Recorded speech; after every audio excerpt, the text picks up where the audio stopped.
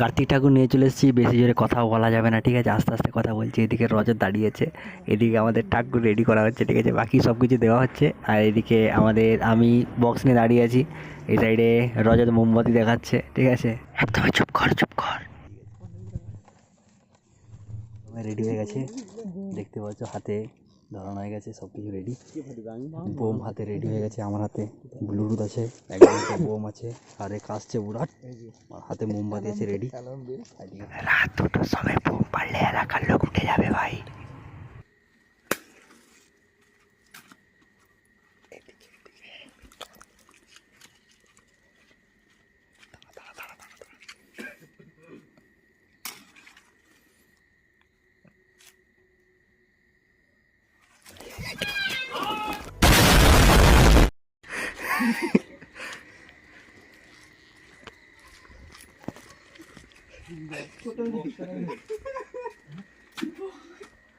ভাই দিয়েছে তো